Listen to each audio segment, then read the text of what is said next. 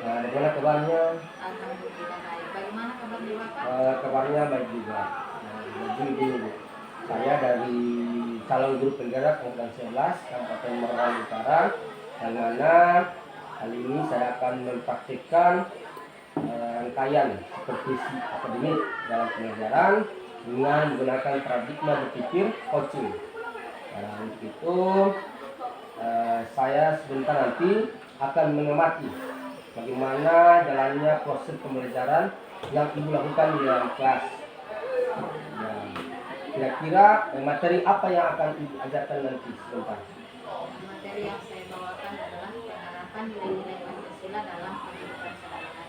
Oh begitu, jadi materinya adalah penerapan nilai-nilai Pancasila dalam kehidupan sehari-hari. Bagaimana dengan tujuan pembelajaran yang ibu lakukan? Tujuan pembelajarannya adalah peserta didik dapat memahami makna dari masing-masing sila Pancasila. Peserta didik dapat mengidentifikasi dan mengelompokkan penerapan nilai-nilai Pancasila dalam kehidupan sehari-hari. Oh, jadi itu tujuannya.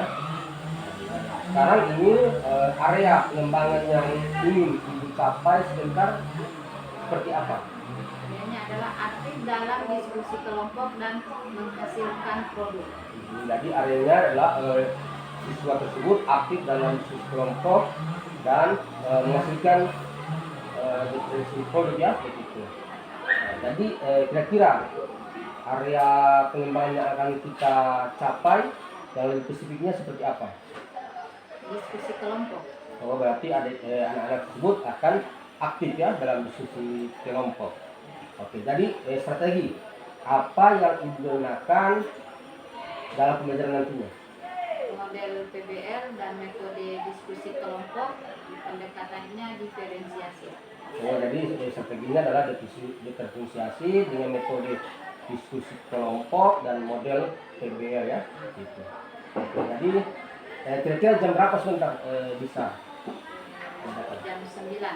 Oh, jam 9 ya. Harapan saya untuk ini apa yang menjadi harapan ibu nanti sebentar? Harapan saya peserta didik bisa berdiskusi secara aktif dan juga saling tukar pikiran dalam pembelajaran tersebut.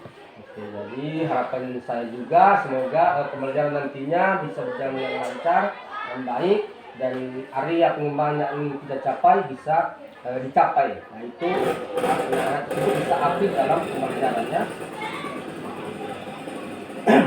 Jadi setelah nantinya observasi nantinya saya akan melakukan pasca observasi yang akan didampingi oleh pengajar praktik saya yaitu Bapak Adiatul Sudol. Jadi terima kasih waktunya, sampai jumpa di dalam kelas. Pancasila terhadap kehidupan. Ya. Ada yang bisa jawab pertanyaan ini? Ya. Demokrasi dan bersatu. Dengan menerapkan nilai-nilai ini, masyarakat Indonesia mampu menghadapi berbagai tantangan dan membangun kehidupan yang lebih baik bagi semua warganya. Langkah pertama, hentikan sejenak apa yang Anda lakukan. Lalu ambillah posisi baik saat duduk ataupun berdiri. Melipat kedua tangannya dan menunduk sambil berdoa. Sementara itu, bagus merapatkan kedua tangannya sambil berdoa. Mereka berdoa bersama.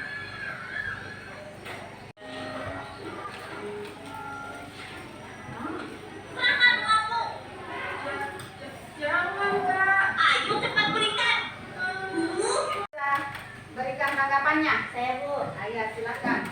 dari video yang kedua yang ditampilkan, menurut saya contoh penyimpangan terhadap sila kedua, di mana seharusnya kita sebagai manusia Tuhan harus saling menyayangi dan peduli terhadap sesama, bukan saling menindas satu sama lain. Ya, tepuk tangan dulu sama-sama.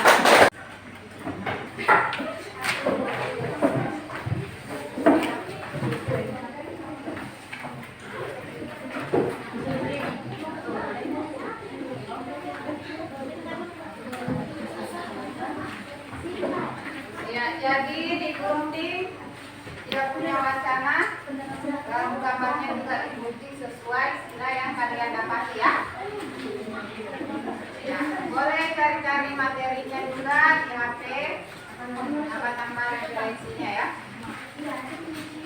Ya silakan bekerja sama ya. Jangan ada yang bengong-bengong.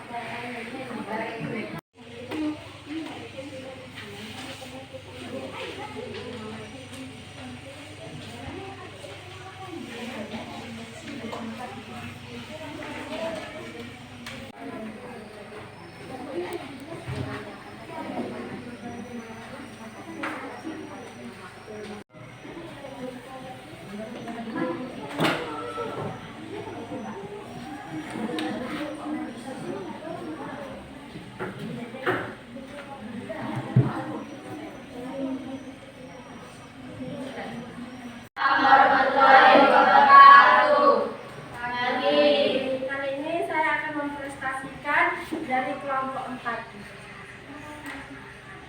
Jadi sebenarnya saya akan menjelaskan sedikit.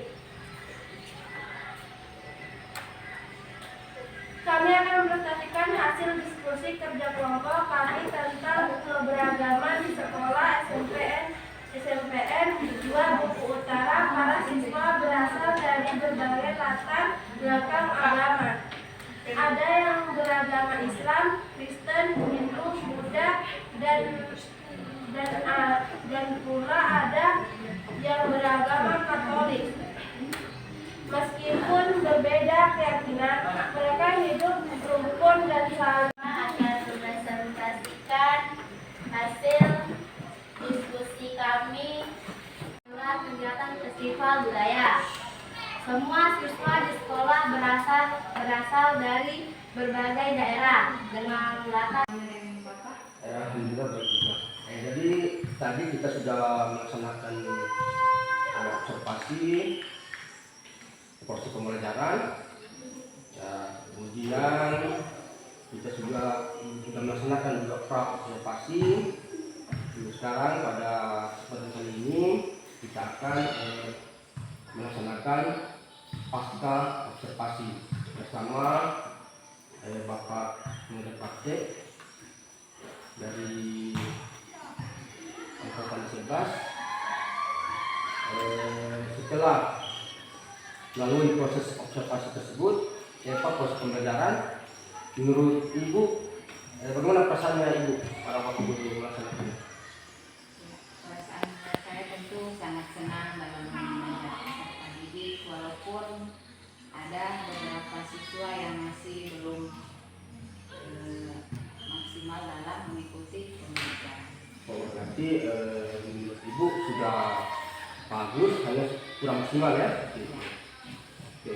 Jadi menurut Ibu bagian-bagian mana yang kurang maksimal? Di kegiatan inti pada saat diskusi kelompok. Kalau berarti dalam diskusi kelompok anak-anak kurang aktif seperti itu ya. Jadi bolehkah saya memberikan penilaian pengamatan kepada Ibu?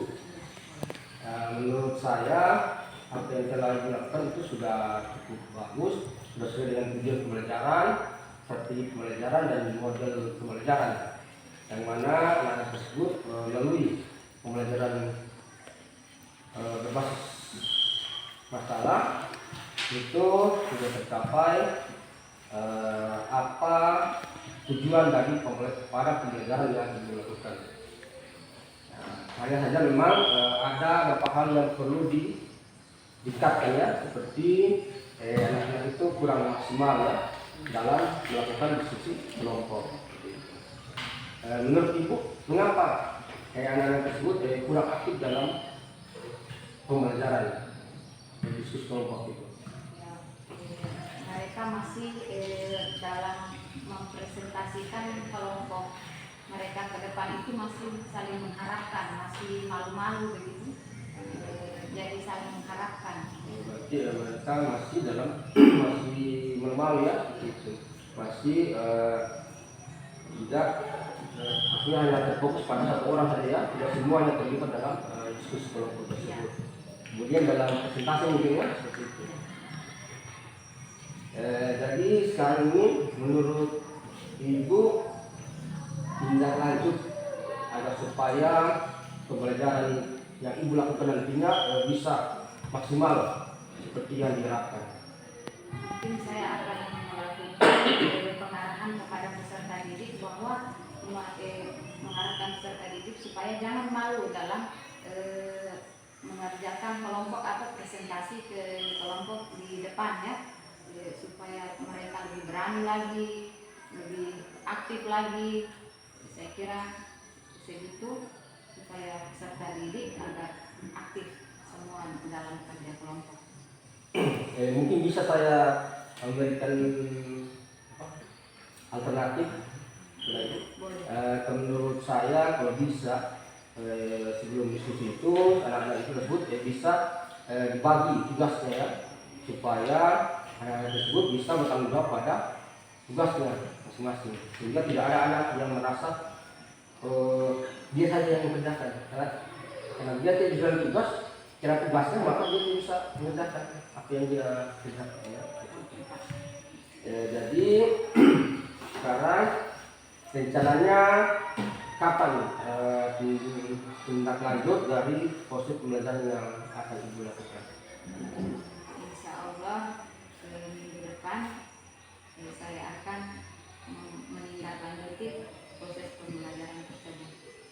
Oke, jadi sebagai penutup proses pasca operasi ini saya mengucapkan bahwa ibu terima kasih. Kemudian saya sangat senang, sangat bangga kepada ibu karena telah melakukan proses pembelajaran sesuai dengan yang diharapkan. Semoga yang ibu lakukan nantinya atau tindak lanjut yang ibu lakukan bisa berjalan dengan baik ya, dengan lancar. Oke, jadi terima kasih ibu sudah.